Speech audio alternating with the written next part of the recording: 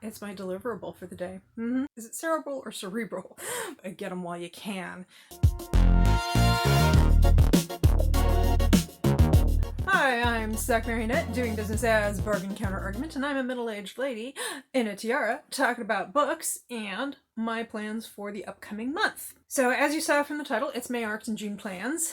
ARCs, for those of you who haven't had a chance to find this out yet, ARC stands for Advanced Review Copy or Advanced Reader Copy. And I get mine through NetGalley for the most part. Every once in a while I'll find one in a little free library. That's kind of fun. And so they're e-ARCs, electronic books that I usually read them on my Kindle. Oh yeah. And I haven't read a whole lot lately, but I have done 3 for May. 3. I am auto-approved for Harlequin, so all of my May ones were Harlequin. For June, I haven't picked the ones I'm going to read from Harlequin, although there are a couple that I'm very interested in. And I've also put in some requests to publishers with whom I am not auto-approved. And I have one of those requests for June has been granted, so I will be reading, what is it called? The Summer of 71, 5 Months That Shaped America, I believe, by John A. Jenkins. It's a history book. But let's talk about what I read for May. And today is Tuesday, May 26th. And so this is release day for these. So I want to get this out before, midnight. It's my deliverable for the day. Deliverable. So I read The Bodyguard's Saint-Tropez Temptation. Image here. It is a bad cover. It is not a good cover at all, and I really feel bad because the author, Bryony Rosehurst, this is her first book with Harlequin.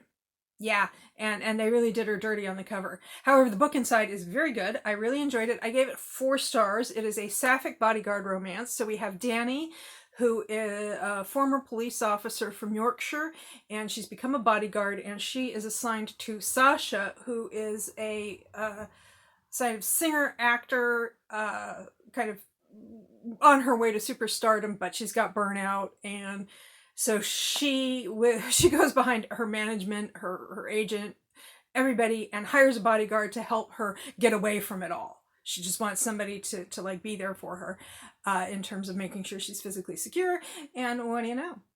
They have stuff in common. They have other things that aren't in common. I really liked this. Is like kind of a puzzle piece romance. They're very different people. There's an age gap. I think Danny is like 12 to 15 years older than Sasha. And the way they approach problems and solutions and the kinds of problems they have are different, but ultimately compatible, and that's the fun of discovery in this book. It has a good sense of place. It starts in Saint-Tropez, as the title would suggest, in the south of France, and they actually spend most of the book in southern Spain on the coast, so it's lovely. I really liked it. And let's see, I also read, this was another 4-star, this was from the Harlequin medical line, and it is When Dr. Grumpy Met Her Sunshine by Amy Blythe, and it also has a good sense of place. It takes place in Christchurch, New Zealand, and Dr. Grumpy is an orthopedic surgeon, and her sunshine is a wheelchair user who has cerebral or cerebral palsy, CP, and he is a physiotherapist where she works, and also a disability advocate, and she's able-bodied. And so they kind of interact professionally. They also have sparks flying. And they have some differences about patient care and how to go about patient care. I think that they're really good. The book is really good, and the characters are really good at kind of expressing the idea that they have differences of opinion and they aren't really sure how to proceed. And some of that is stemming from ignorance on both their parts. He's not completely familiar with the procedures she does, and she's not completely familiar with like the ins and outs of living with a disability day to day. So they kind of educate each other, and he's patient with her in trying to explain his day-to-day reality, but he's not like supernaturally patient. He isn't like the disabled guy with a halo. I mean, he gets impatient with her with justification and with his situation, but he's the sunshine. I do like that we have the guy who uses the wheelchair is the sunshine, and the able-bodied woman is the grump. That's kind of fun to see. It's not how these things usually play out when they bother to have disability rep at all in these romances. So I really liked that one. And like I said, they do have their differences, but they are they're both very clear that they want the best care they can get for their patients. They just kind of disagree on how to go about that. So I think that the author and the characters did a good job of expressing that they have this common goal. Anyway, so, and then finally I have actually a 5-star arc. Those were both really good, and I think they're available on Kindle for like $5. So if you decide to stay in and not buy a gallon of gas, you might want to check them out, particularly if those kinds of stories are of interest to you. Then the 5-star was the Harlequin historical that I read for this month, which is The Trouble with a Fake Courtship by Maggie Weston. It is a fake courtship story. It's a lot of fun, and I think I said this in my review. It's these kinds of books that make me sad that Harlequin historical is going to be gone in another year and change. Like, they're not going to publish that line anymore starting in September of 2027, so get them while you can. So yeah, I liked all of those, with a slight preference for The Trouble with Fake Courtship, but they were all really good. So that was cool. The other part of this video is June plans, and for the immediate future, for the rest of May, I actually have, yesterday was the 25th, so that was my Christmas in May video, which I recorded, I've edited it, everything. It is uploaded, and it will be posted tomorrow afternoon. And I've also uploaded a Flip Through Friday for Friday morning. Those go up in the morning, because that's when the Flip Through Friday community tends to post theirs in the morning. So those 2 videos are all ready to go. I am not making promises I cannot keep. I'd also like to get the BookTube numbers tag video out over the weekend, like Sunday or Monday before the end of the month. But I haven't recorded that yet.